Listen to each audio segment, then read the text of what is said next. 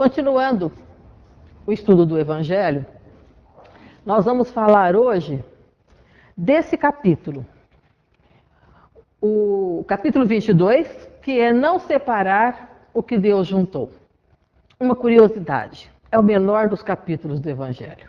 Tem só 5 itens, ele é pequeno, mas nem por isso deixa de ser de uma profundidade imensa, por conta de que vai nos mostrar a importância das nossas escolhas, principalmente da escolha que envolve o afeto, que envolve o outro, que envolve, segundo a lei de sociedade, a família, que é a base, que é o exemplo de que o ser humano evoluiu, é o casamento monogâmico. Então, vamos ver como esse capítulo está dividido na indissolubilidade do casamento e no divórcio. São esses os 2 itens que Kardec nos traz sobre a formação de uma família. Primeiro, vamos ver o que Jesus nos fala. E chegaram-se a ele os fariseus, tentando-o e dizendo: é porventura lícito a um homem repudiar a sua mulher por qualquer causa? E ele respondendo lhes disse: não tendes lido que quem criou o homem, desde o princípio, os fez macho e fêmea? E disse: por isso deixará o homem pai e mãe, ajuntar-se-á com a sua mulher, e serão os 2 uma só carne. Assim, já não são 2, mas uma só carne. Não separe logo o homem o que Deus ajuntou. Replicaram-lhe eles: pois que mandou Moisés dar ao homem a sua mulher carta de desquite e repudiá-la? Respondeu-lhe: porque Moisés, pela dureza de vossos corações, vos permitiu repudiar vossas mulheres, mas ao princípio não foi assim.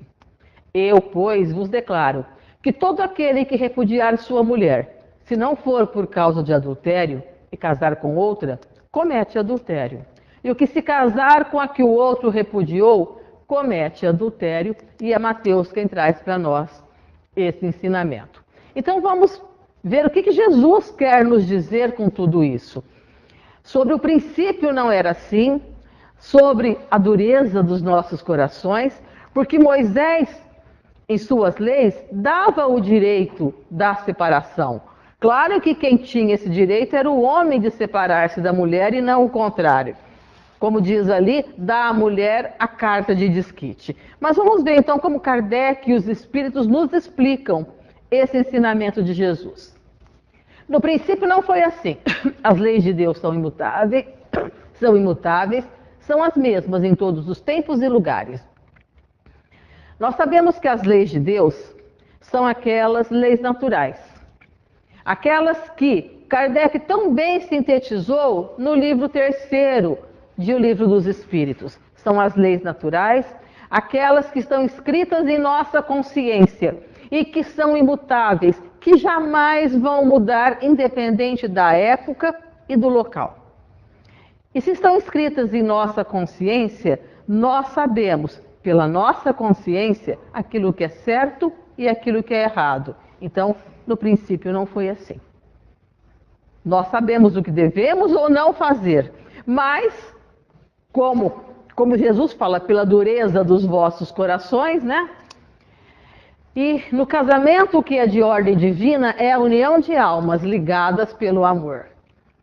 Quando 2 pessoas, de comum acordo, resolvem dizer sim uma à outra, priorizando os laços afetivos, o casamento se consolidou. A doutrina espírita não tem o ritual do casamento. A doutrina espírita não tem casamento. Vocês nunca vão ver um casamento espírita porque ele não existe.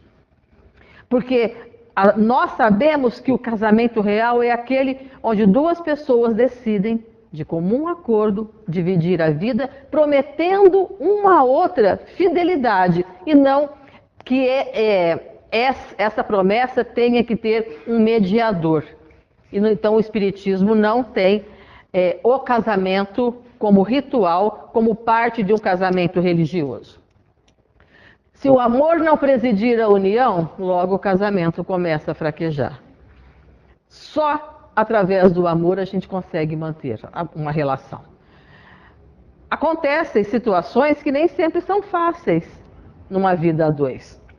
Se não tiver algo maior, algo sublime, algo que una realmente as duas pessoas, vai ser muito difícil que esse casamento se mantenha. Porque no primeiro tropeço, lembra lá? No começo não foi assim, mas pela dureza dos vossos corações, então não tendo amor, a dureza do coração vai falar mais alto. As leis humanas modificam-se segundo o tempo e o lugar. A cada época, a sociedade vai mudando as suas leis. Vai mudando as suas leis porque a sociedade é dinâmica. E sendo dinâmica, ela vai criando novas necessidades e a legislação tem que ir se adequando a ela. Até 1977, outubro de 77, o divórcio no nosso país não podia. Hoje, ele é algo normal. Dependendo do local onde a pessoa vive, local, país, as leis são de um modo ou são de outro. Então, as leis humanas estão sempre mudando, no tempo e também no espaço. Cada país tem uma lei que também regulamenta a união. E a lei civil tem por finalidade regular interesses sociais, e estes variam segundo os costumes. Então, a lei civil é aquela que vai regular, dentre tantas coisas, também a união de dois seres. Então, vai-se num cartório, faz aquela necessidade da burocracia, né? Os proclamas, para que a sociedade saiba que aquelas duas pessoas querem casar, que não há impedimento. E, segundo as leis do país, elas passam a viver juntas, reconhecidas pela lei. É essencial isso? Não é essencial isso.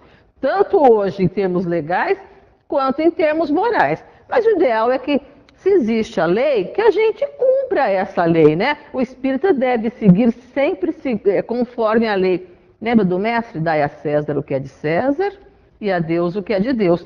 E as leis civis são a parte de César e nós devemos cumpri-las.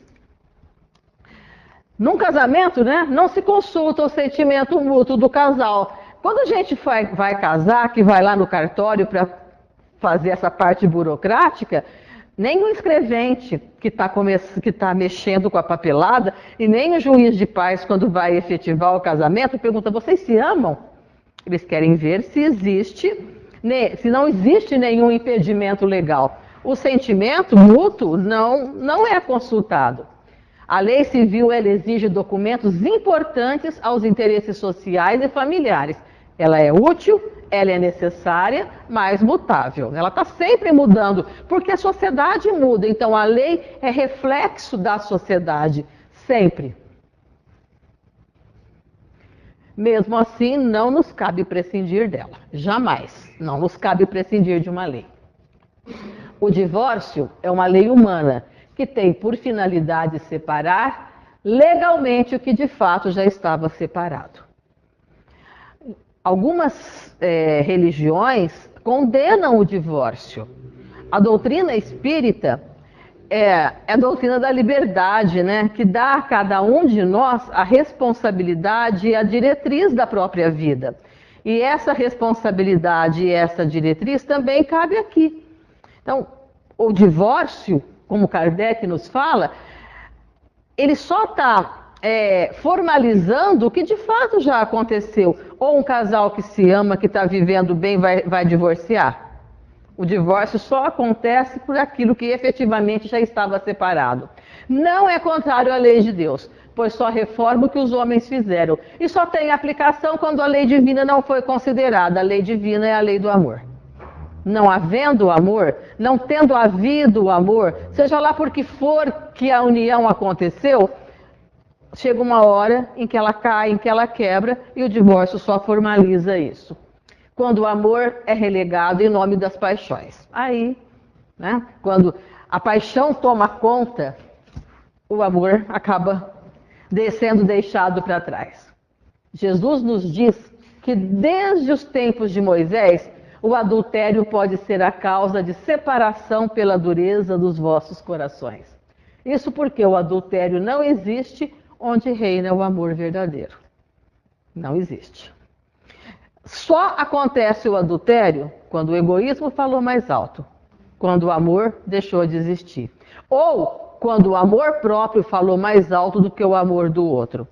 Quando o amor próprio começou a achar-se com mais direitos do que a felicidade do outro. O adultério só existe nessa situação, quando a dureza do coração foi maior do que o amor. Então, vamos ver esse livro. Esse livro, assim, eu sou apaixonada nele. Emmanuel, nesse livro, ele é petitinho, ele é um livreto de bolso, mas ele tem conteúdos maravilhosos. E ele vem nos falar também acerca das relações familiares. Então vamos ver algumas coisas que Emmanuel nos fala nesse livro Leis de Amor. No capítulo 2, na pergunta 7, o que precisamos para vencer na luta doméstica? Porque afinal de contas não é tão fácil viver em família. É o local onde a gente mais ama. Ali estão as pessoas que nos são mais caras. Que quando a gente fica longe dá uma saudade danada, com uma vontade imensa de apertar, de abraçar, de querer que fique perto. Mas às vezes quando está perto, sai faísca. Não é assim dentro de casa? Infelizmente ainda é assim. Então o que a gente precisa fazer para vencer nisso? Devemos revestir-nos de paciência, amor, compreensão, devotamento, bom ânimo e humildade. No mundo, o lar é a primeira escola da reabilitação e do ajuste. É lá que a gente aprende. Desde que nascemos, é no lar que os limites vão sendo colocados, que a diretriz da família vai sendo estabelecida. É ali que, como eu falei há pouco, que às vezes as situações embaraçosas, porque está perto, a gente briga, é esse reajuste. Porque se ainda precisamos nos reajustar, é dentro de casa que o amor floresce mais. Como interpretar então essas contrariedades, as contrariedades domésticas? O homem e a mulher aguardam o casamento, embalados na melodia do sonho. Entretanto, atingida a convivência no lar, surgem as obrigações decorrentes do pretérito, através do programa de serviço traçado para cada um de nós pela reencarnação, que nos compele a retomar na intimidade todos os nossos erros e desacertos. Então, como ele diz no começo, né, é a tal do sonho. E a gente idealiza, sim. Idealiza como vai ser a vida, idealiza o outro. A gente acredita que vai mudar o outro. Quem aqui já casou, já não passou isso pela cabeça? A gente vai mudar o outro? Claro que a gente não vai mudar o outro. Não tem como mudar ninguém. Cada um muda a si mesmo se quiser, se conseguir, a passos lentos, porque é difícil a gente tirando os hábitos e deixando para trás aquilo que é ruim. Então a gente sonha, imagina e quer, mas no dia a dia, como ele fala, lá na convivência, tudo aquilo do passado, aquelas obrigações do pretérito começam a aparecer. Que laços nós dois tivemos lá atrás? É hora de pegar as arestas possíveis que nós deixamos e que às vezes na convivência um machuca o outro e conseguir ir aparando essas arestas para que seja bom esse aconchego, para que nos tornemos mais felizes e principalmente que façamos mais o outro feliz. Mas isso nós traçamos antes de reencarnar. Quem vai na frente? Vou eu, tá bom. Então me espera, a gente vai encontrar. Para quê? Para que possamos tirar as dores lá de trás e construir de verdade uma felicidade. No capítulo 6, qual a função essencial do lar e da família? Na família, purificam-se impulsos e renovam-se decisões. Nela, encontramos estímulos ao trabalho e as tentações que nos comprovam as qualidades adquiridas, as alegrias que nos alentam e as dores que nos corrigem. E não é isso a família? É na família que tudo isso acontece. A gente se purifica, a gente ama, a gente se doa. E o aconchego, quando a dor chega, para onde a gente volta? Pode até querer sair, ganhar o mundo, que é direito de fazer, mas é dentro de casa que a gente volta, que tem aconchego. É com aquilo que adquiriu na família que a gente vai lá fora provar que está melhorando. Como é encarado o divórcio nos planos superiores? Então, está certo divorciar? Né? Vamos ver de novo mais um espírito falando acerca do divórcio. O divórcio, conquanto às vezes necessário, não é o caminho salvador quando lutas se agravem. Ninguém colhe flores do plantio de pedras. Só o tempo consegue dissipar as sombras que amontoamos com o tempo.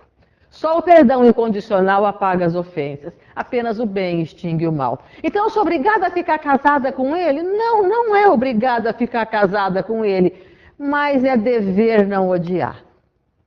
Eu vou contar um fato havido aqui. Até essa semana eu comentei aqui num dos estudos. Acho que a maior parte aqui conheceu o professor Milton Ferreira. Desencarnou há uns 5 anos. O professor Milton foi casado muitos anos com a dona Maria Augusta. E acabaram se separando, divorciando.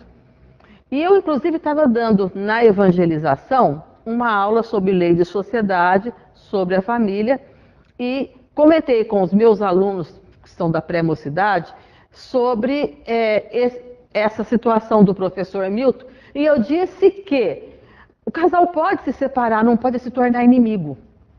E contei o fato deles que, geralmente, aos sábados, quando nós saíamos aqui da evangelização, eu, minha família, nós íamos num determinado restaurante da cidade para almoçar. E lá nesse restaurante, nós sempre encontrávamos os dois, professor Milton, dona Maria Augusta e os netos. Então, aquele casal separado, numa harmonia imensa, almoçando. E eu cheguei e os vi, sempre ia conversar com eles, cumprimentá-los. Falei, acabei de falar de vocês na evangelização para os meninos.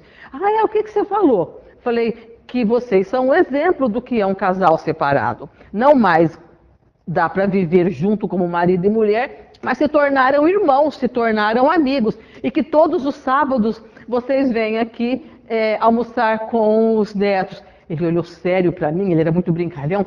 Você não podia falar isso. Mas por que eu estou elogiando? Você não podia falar isso, porque você mentiu para os meninos.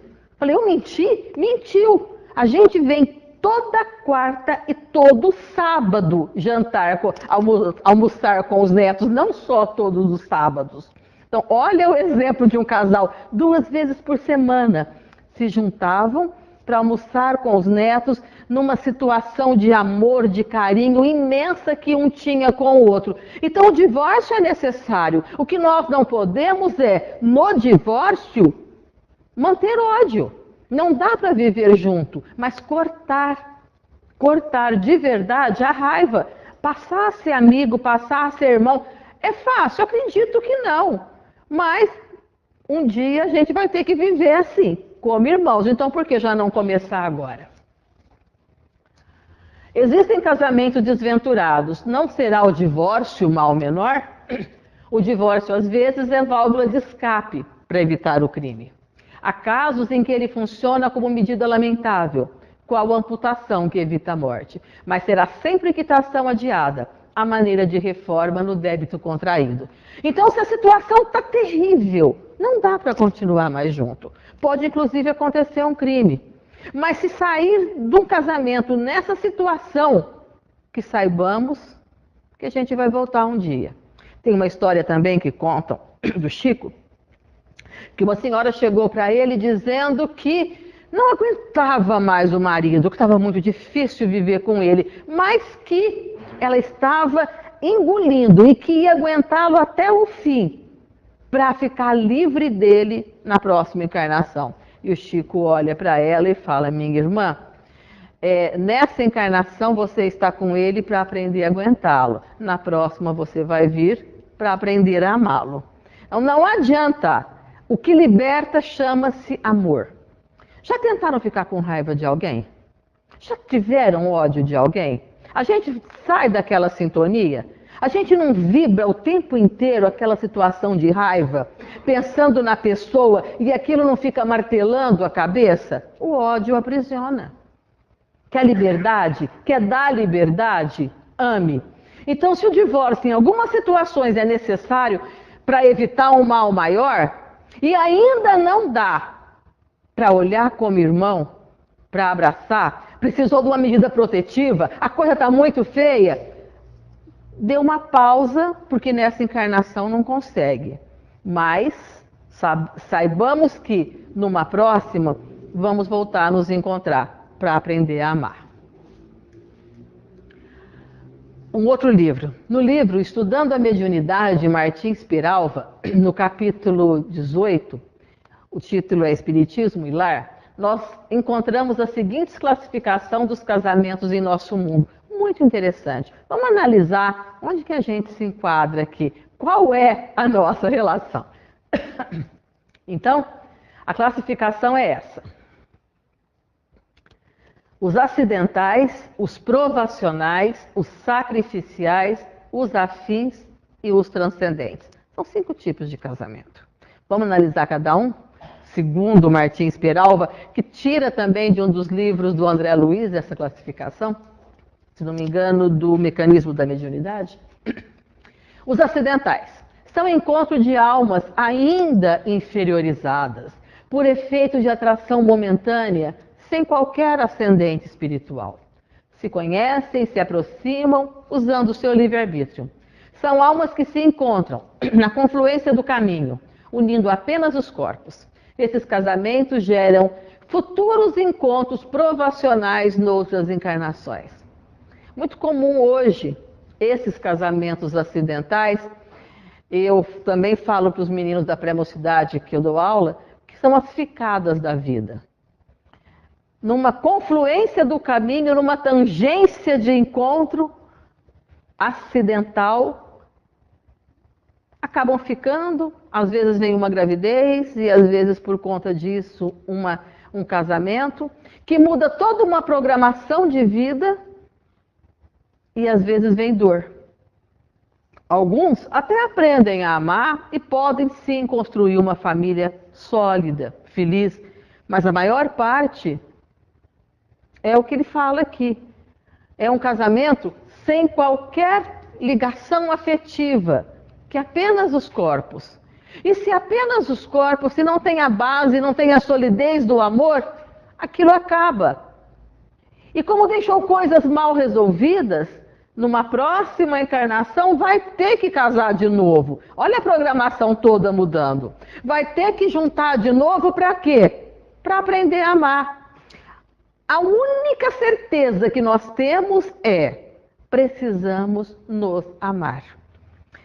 Fazemos parte de uma mesma família, embora ainda não reconheçamos aquele outro lá como família, aquele inimigo como família, aquele desconhecido como família. Mas fazemos parte de uma mesma família e precisamos sim nos amarmos como da mesma família. E se em alguma situação, quando tentamos ser família, deixamos que o ódio aparecesse, já que o ódio ele é o amor doente, o amor que adoeceu, nós vamos nos encontrar de novo. Se nessa não dá, na próxima, para limpar as arestas, limpar as provações e sair melhor. Vamos lá para o casamento provacional.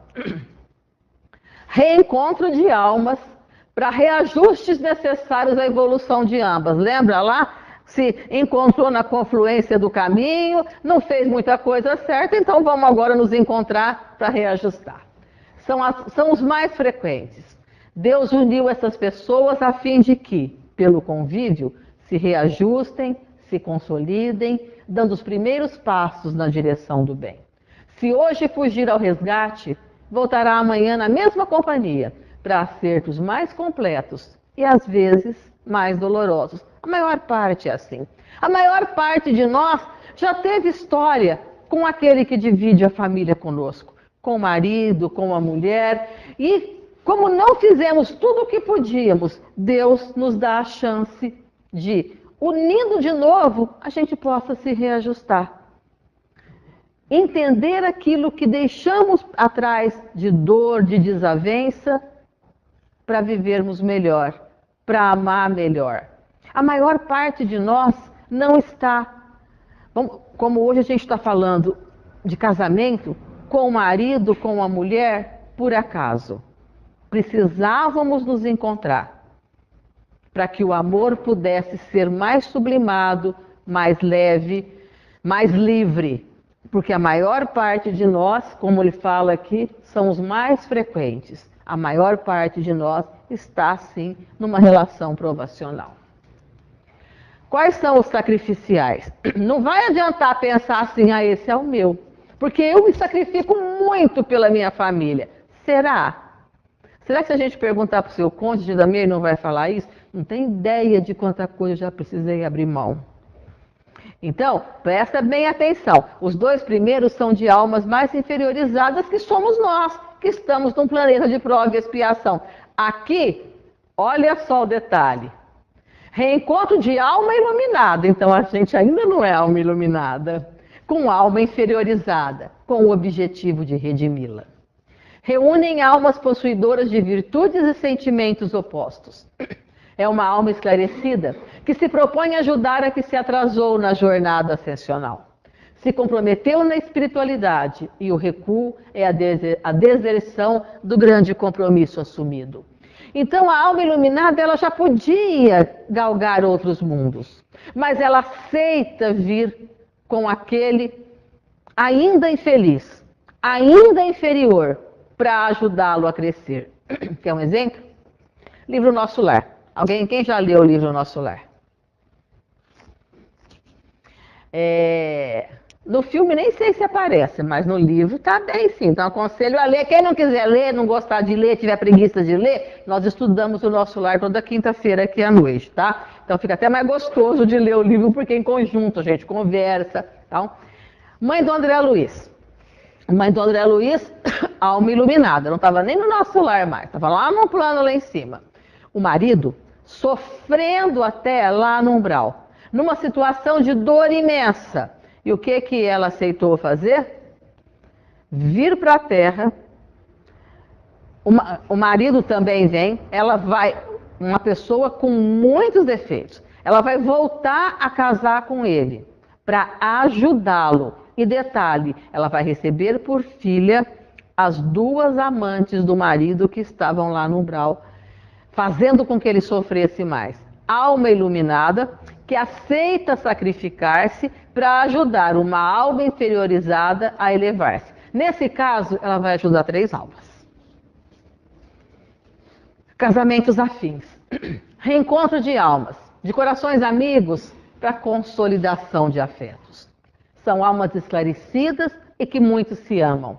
São espíritos que no lar consolidam velhos laços de afeição e os transmitem aos filhos. Quer dizer, são espíritos que já passaram por aqueles outros casamentos, que já passaram pelos provacionais, que já apararam as arestas e que agora vêm como que fossem umas férias. Tem problemas? Tem, mas o amor, a afeição, a fortaleza de ânimo são tão grandes que são de uma felicidade imensa.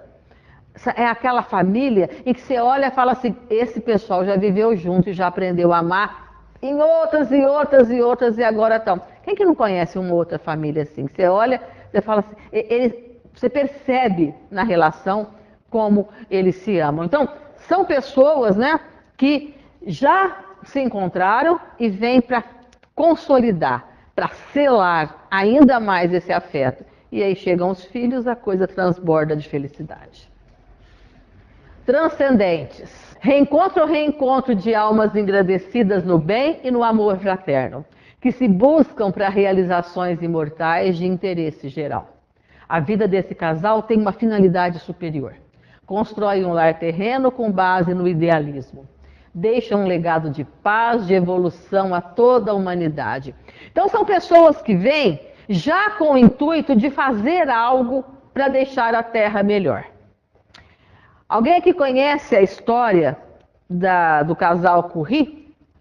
Da Madame Curie, Marie Curie, e o marido, não lembro o nome dele, que descobriram o rádio, né? Quem trabalha com radioterapia acho que vai saber falar melhor dele. É um casal que veio, se dedicou a vida inteira para isso. Kardec e Amélie Boudet,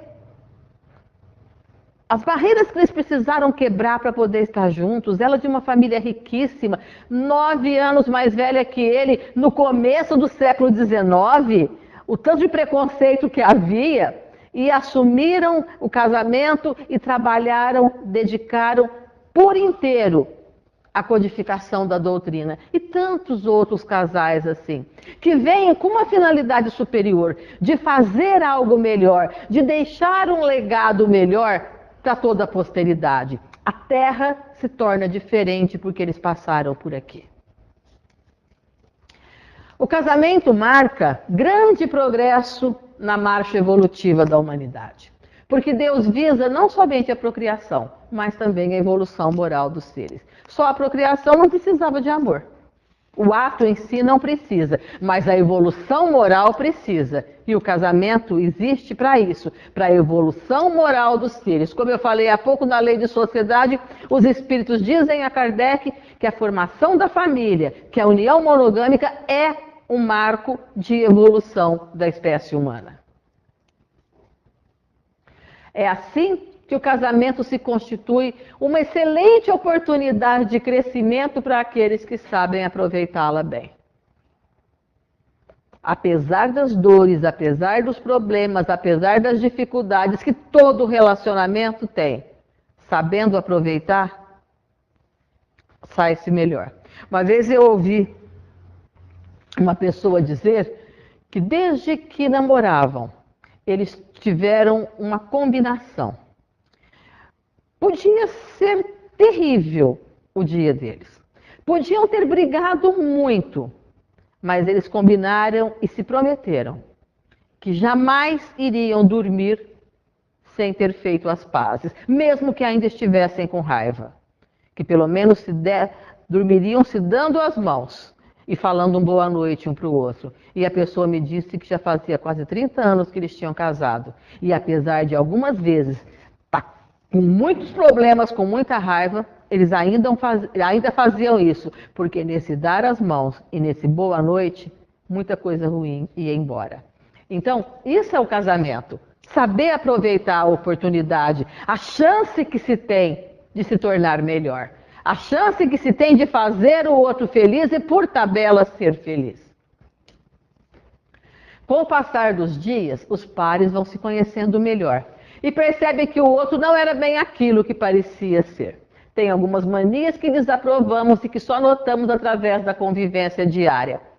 Por exemplo, mulher deve saber direitinho o que eu falo. Alguém aqui gosta de toalha molhada na cama?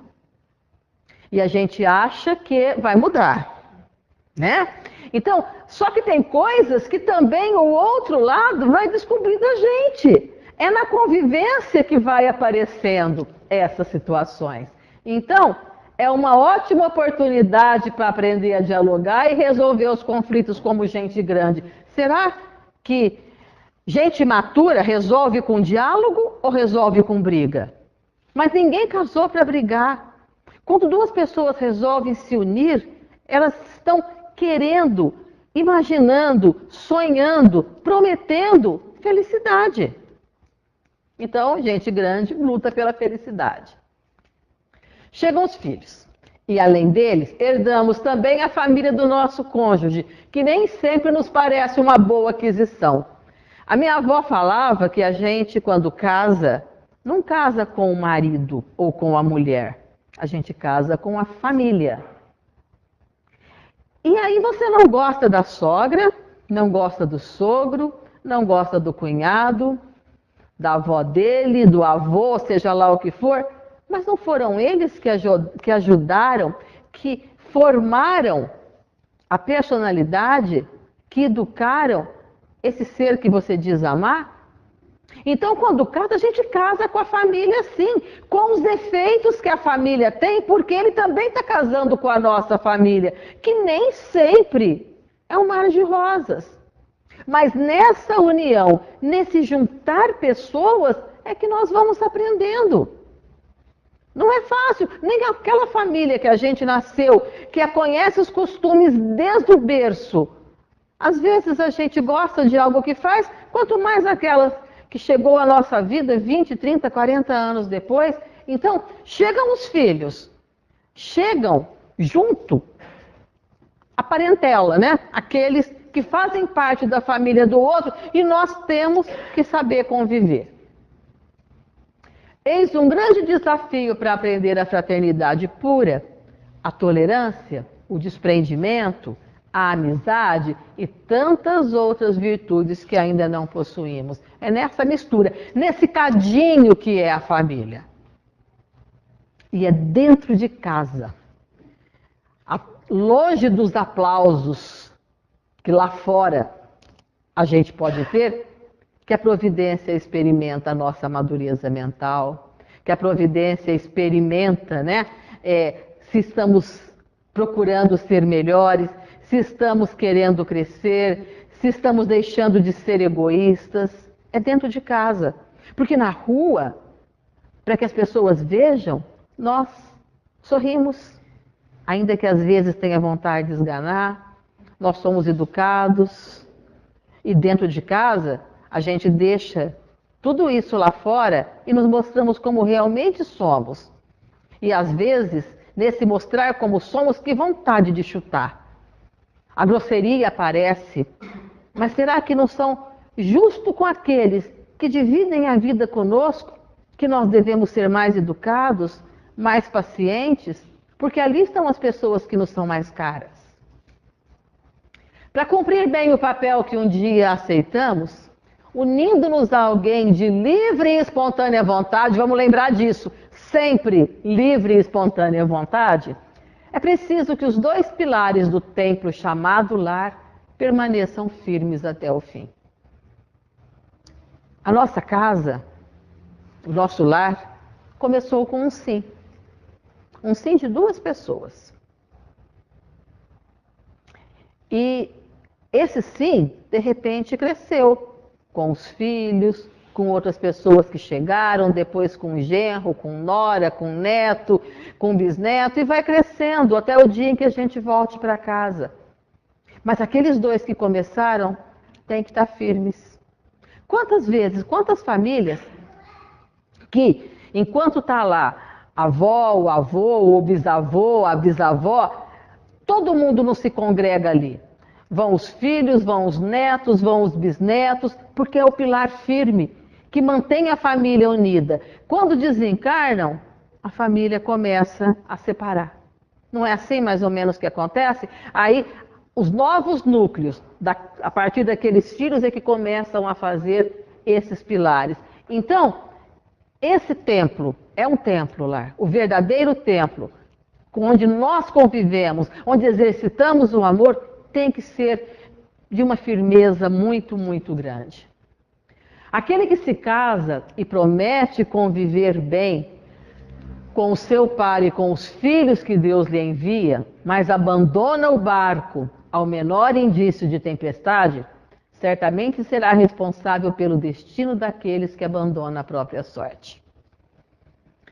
Quando nós prometemos, e não é porque prometeu frente a um sacerdote ou frente a um juiz de paz, quando nós prometemos para o outro, olhando no olho dele, que ficaríamos juntos até que a morte nos separasse, e nós espíritas sabemos que a morte não nos separa, que prometemos que seríamos fiéis em todas as situações da vida, que estaríamos juntos, que podia contar conosco, e de repente a gente abandona o barco, porque está muito difícil, porque eu não estou pronto para casamento, porque a vida a dois eu não sei levar, ou porque apareceu uma terceira pessoa, seja lá qual for o motivo.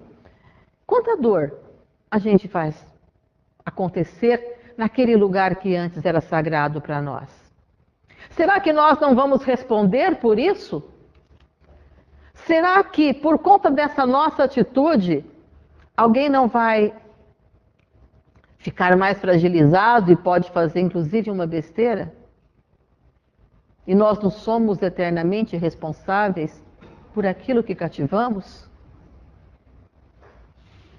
Então, tudo aquilo que advém das nossas atitudes, que vem de felicidade, nós somos beneficiados. Mas tudo aquilo que advém de tristeza da nossa atitude, nós também somos responsabilizados.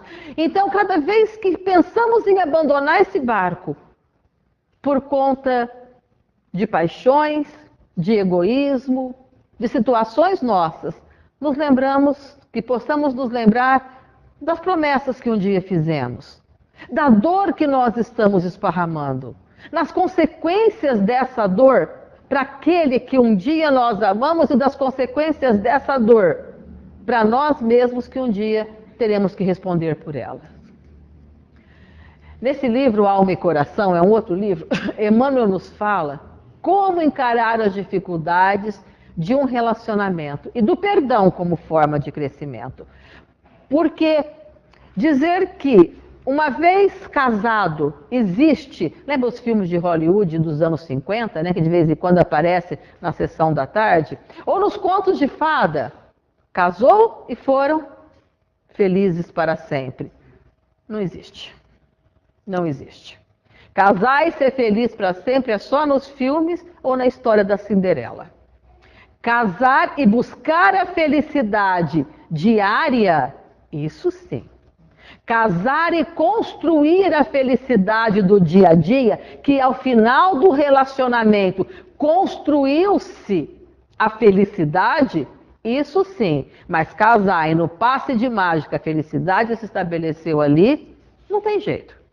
Então, Emmanuel vai falar para a gente, nesse livro Alma e Coração, dessas dificuldades que dia a dia acontecem conosco. Na lição 27, companheiros difíceis. Ah, mas é só para quem tem companheiro difícil? Eu aposto que todos nós temos. Eu aposto que todos nós somos.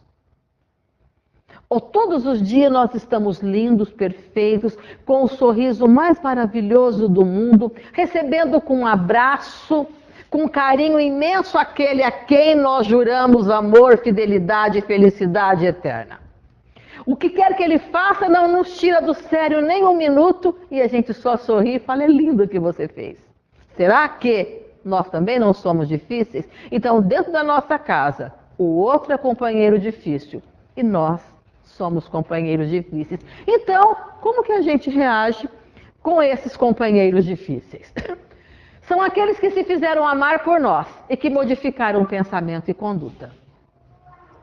Então, aqui Emmanuel vai nos falar daqueles mais difíceis, que de repente um dia fizeram algo que doeu mais. Um dia eles nos conquistaram e nós aprendemos a amá-los, mas de repente, durante a estrada, ele mudou. E nós? Também não carregamos culpas e débitos das existências passadas? Então, como exigir que tenham comportamentos de heróis ou de anjos, se nós mesmos não temos? Será que só ele, nesse dia a dia, mudou tanto? Será que a gente também não tem mudado?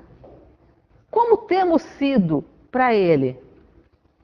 Aquela pessoa doce dos primeiros tempos ou a pessoa amarga que imaginávamos e que gostaríamos de ter algo muito melhor e de repente não tem, e aí a gente vira difícil convivência? Não devemos compactuar com seus erros, mas sim entender a fragilidade humana e orar por eles. Porque aquele que solta o barco, que deixa o barco enquanto está navegando, ele está criando dores. Ele vai ser responsabilizado por essas dores, mas ele é frágil. Ele ainda vai responder por tudo isso, então ele precisa de oração. Ele precisa se fortalecer. Nós não precisamos jogar pedra, precisamos orar para que ele caia em si e perceba o mal que está fazendo. Mesmo que eles não possam ou não queiram mais partilhar a vida ao nosso lado, nos cabe agradecer-lhes o bem que um dia nos fizeram e endereçar-lhes nosso encorajamento assim de serem felizes. Mesmo que a gente se separe, um dia a gente foi feliz. E em nome dessa felicidade que um dia partilhamos, que devemos agradecer, que devemos pedir a Deus lhes dê força para continuar na jornada, que nunca mais possam esparramar dores, mas que tenham consciência do que fizeram e que possam trilhar o caminho em paz. A nova lição é como perdoar. Na maioria dos casos, o impositivo do perdão surge entre nós e os companheiros quando o suco adocicado da confiança se azeda no coração. Perdoar aqueles que um dia nós idealizamos é muito mais difícil do que perdoar alguém que nós não tínhamos nenhuma relação. Porque eu confiei em você, porque eu dediquei a minha vida a você, porque eu achei que você... Então, na maioria dos casos, perdoar nessa situação acaba sendo mais difícil, porque o doce se transforma em azedo, se transforma em amargor, se transforma em fel. E aí a boca vai estar tão amarga que a gente não vai conseguir lembrar que ele também é um filho de Deus, que ele também precisa do perdão como nós gostaríamos de ser perdoados.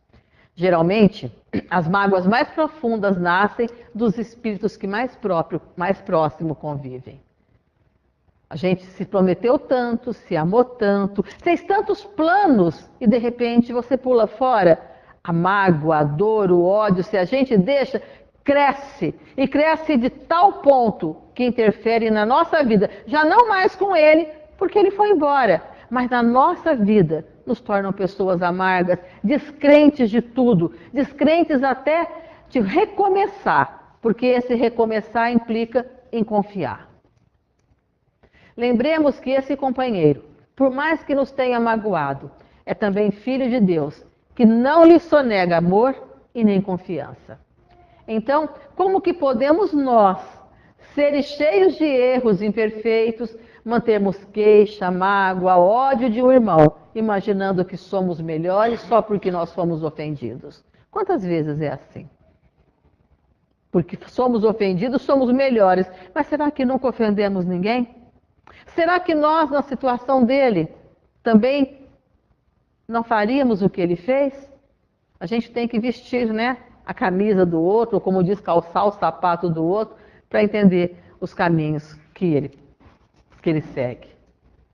Antes que as dificuldades aumentem as distâncias e os espinhos da incompreensão produzam feridas, deve-se fazer um exame de si próprio e ceder cada um em benefício dos dois. Porque cada vez que a gente tem razão, e em nome dessa razão eu não cedo, a vida vai virar um inferno. Será que não é muito mais fácil, mesmo sabendo que eu estou certa, entender o outro e dar razão a ele, para que a paz aconteça? Porque se também ele fizer assim, os dois lados cederam. E a vida a dois vai ser melhor, vai ser mais harmônica. Porque na dureza, lembra lá da dureza dos vossos corações, do ensino do mestre? Porque na dureza, querendo nos colocar como justos, como bons, como certos, a gente não abre mão de nada. E o outro também não, porque tem a mesma visão, o mesmo entendimento nosso. Como vai parar a relação? Com certeza vai acabar. Vamos nos lembrar que casamento não é união do por enquanto. É compromisso sério, firmado entre dois espíritos imortais, a fim de promover reajustamentos anteriores ou de estreitamento dos laços dos amor que já os uniram. Ninguém casa por enquanto. Ninguém casa para se não dar certo eu separo. A gente, quando se une a alguém, está imaginando viver o resto da vida. Então, se não é do por enquanto, que possamos fazer dessa união o nosso dia a dia. Construir dia a dia os tijolos do templo chamado lar. Tijolinhos que devem ser empilhados todos os dias, e a argamassa que une esses tijolos tem que se chamar amor. A cada dia nós construirmos mais um pedacinho dessa parede. Para encerrar, uma pesquisa americana, feita nos anos 60, final dos anos 60, acerca de casamento. Procuraram pessoas que iam casar naquela época e entrevistaram separadamente o moço e a moça. Por que você vai casar? E as respostas, né, claro que as mais diversas, mas no fundo, afunilando, as respostas são mais ou menos igual, né? Porque eu quero ser feliz, porque eu quero construir alguma coisa.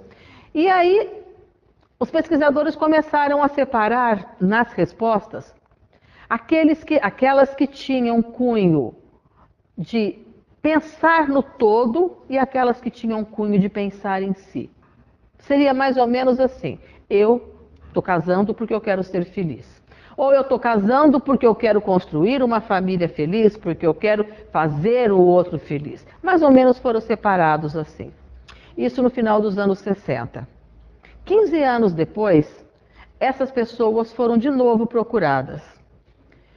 A maior parte daqueles que a resposta foi mais ou menos no sentido egoísta, porque eu quero realizar meu sonho, porque eu quero ser feliz, esses casamentos tinham terminado.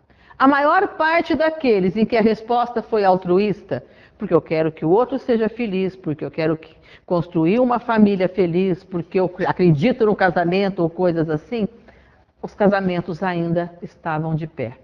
Então, essa pesquisa concluiu que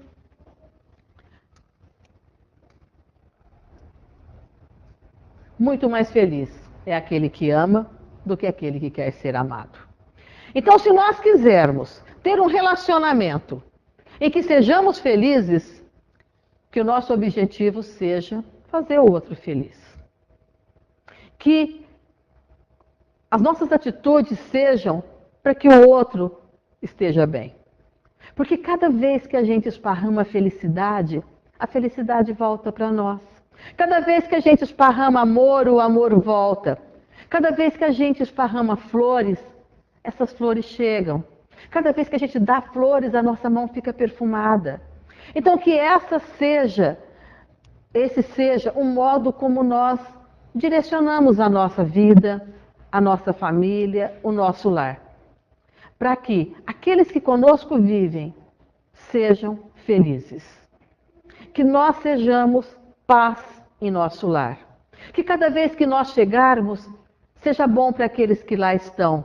Porque chegou uma pessoa amada, uma pessoa que vai trazer paz, que nos esclarece, que traz união. E não aquele que quando chega, alguém está pensando, nossa, já chegou. Será que nós queremos isso para nós?